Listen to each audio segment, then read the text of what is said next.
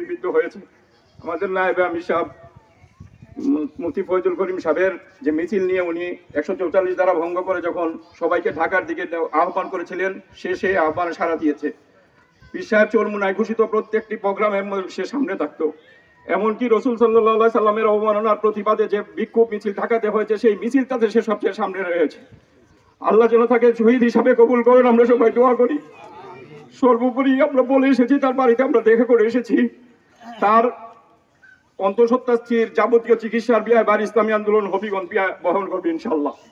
আমরা বলে এসেছি, তার পাশে আমরা আছি, সারা বাংলাদেশ আছে। আমরা তাকে সাহস না হারানোর জন্য বলেছি, ওনার আব্বা আমাদের পাশে দাঁড়ানো আছেন, আমরা ওনাদের কাছাকাছি থাকবো এবং ওনার বাচ্চা সহ যে পরিবারের যে যা কিছু আছে ইসলামী তথা পীর সাহেব চরমুনার পক্ষ থেকে আমরা ইনশাআল্লাহ ব্যয়ভার বহন করব। আমরা আপনাদের কাছে দোয়া চাই, আল্লাহ যেন এই শহীদদের বিনিময়ে যে নতুন বাংলাদেশ আমাদেরকে উপহার দিয়েছে, তাদের বিনিময়ে যে বৈষম্য বিরোধী আন্দোলনের মাধ্যমে যে নতুন বাংলাদেশ আমাদের সামনে আজকে আসছে, সেই বাংলাদেশকে যেন আমরা সুন্দরভাবে সবার কাছে গ্রহণযোগ্য একটি বাংলাদেশ, সবার অধিকার যেন আমরা সবাইকে ফিরিয়ে দিতে পারি, সেই বাংলাদেশ যেন আমরা গঠন করতে পারি, সেই দোয়া আপনাদের কাছে চাই। এবং আমাদের এই ভাই সহ সারা বাংলাদেশে যত শহীদ, যারা শহীদ আত্মত্যাগের বিনিময়ে আজকে আমরা এই মুক্ত স্বাধীন বাংলাদেশে দাঁড়িয়ে নতুন ভাবে কথা বলার সুযোগ করে দিয়ে গিয়েছে, আল্লাহ যেন সবাইকে শহীদ হিসাবে কবুল করেন। এবং যারা অসুস্থ হয়ে এখনো হাসপাতালে বিভিন্ন জায়গায় কাতরাচ্ছে, আল্লাহ যেন তাদেরকে দ্রুত সুস্থ করে দেন।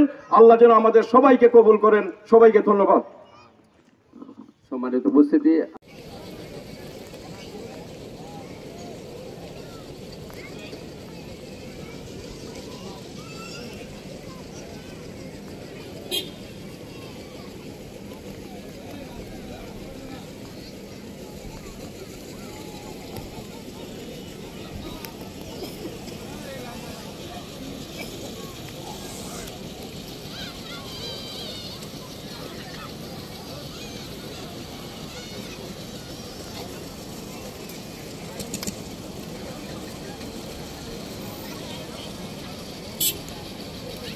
কান্দাকাটির দরকার নাই, আমরা সবাই মিলে দোয়া করি আল্লাহ যেন তারা শহীদ হিসাবে কবুল করেন।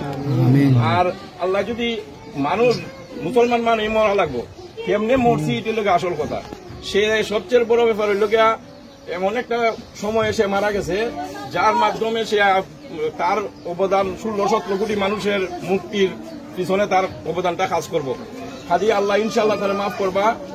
হয়তো বা তার আমরা মুসলমান হিসাবে বিশ্বাস রাখতে হইব যে আগে পরে মৌতের কোনো বিষয় না, জন্মের পরেও মানুষ মরে। কাজে হয়তো বা কষ্ট পাওয়ার কোনো দরকার নাই যে আমরা কম বয়সে মরে গেছি। আমরা মনে করি ভাগ্য প্রত্যেক মুসলমানের ভিতরেই কাজ করে যে আমি যদি শহীদ হইতাম পারতাম। এই সুযোগ সবার ক্ষেত্রে হয় না, আল্লাহ তারা সুযোগ দিচ্ছেন। কাজে আপনি ধৈর্য ধরবেন। আর আমরা সবাই আছি আপনার সাথে। আপনার যে অসুস্থতার সময়ে যে ধরনের চিকিৎসা লাগে এখানের কেউর মাধ্যমে, লাখের কেউর মাধ্যমে আমাদের সঙ্গে যোগাযোগ করবেন। সম্পূর্ণ জিনিস আমরা দেখবো ইনশাল্লাহ। আমরা যতটুকু আমাদের ক্ষমতা আছে আমরা সর্বোচ্চ দেখবো। আপনার টেনশন করার কিছু নাই। আপনার যেহেতু শারীরিকভাবে অসুস্থ, এটা হওয়ার সহ বাকি যতটুকু সম্ভব আমরা করবো। বাকি আপনি ধৈর্য ধরবেন। আমরাও ইনশাল্লাহ আমরা দোয়া করি আপনার জন্য আল্লাহ ধৈর্য ধরার তৌফিক দিন। যারা আছেন বিশেষ করে আপনার এই বয়সে, আল্লাহ এটা অবশ্যই একটা পরীক্ষা, যদি পাস করতে পারেন কামিয়াবি এটাতে মধ্যেই।